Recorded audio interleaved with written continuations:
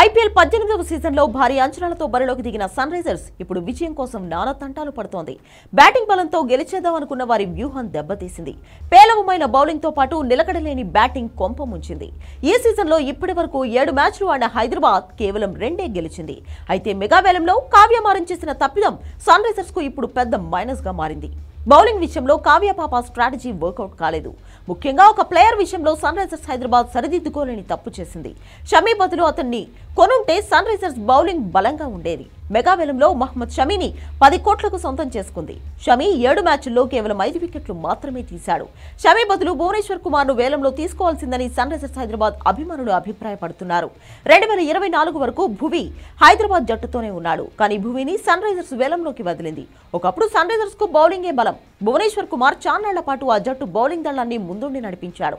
ఎన్నోసార్లు స్వల్ప భువి ఒంటి చేత్తో విజయాలను అందించాడు.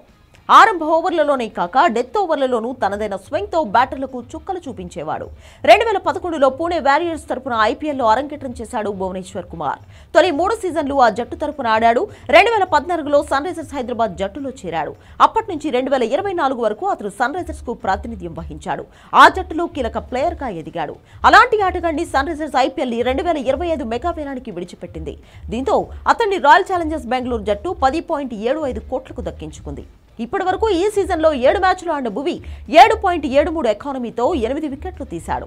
ఆర్సీబీ వరుస విజయాల్లో తన వంతు పాత్ర పోషిస్తున్నాడు. కనీసం వేలంలో అయినా భువనేశ్వర్ ను సొంతం చేసుకోవాల్సింది. షమీకి 10 కోట్లు పెట్టినోళ్లు భువి కోసం 10.75 కోట్లు పెట్టుంటే సరిపోయేది.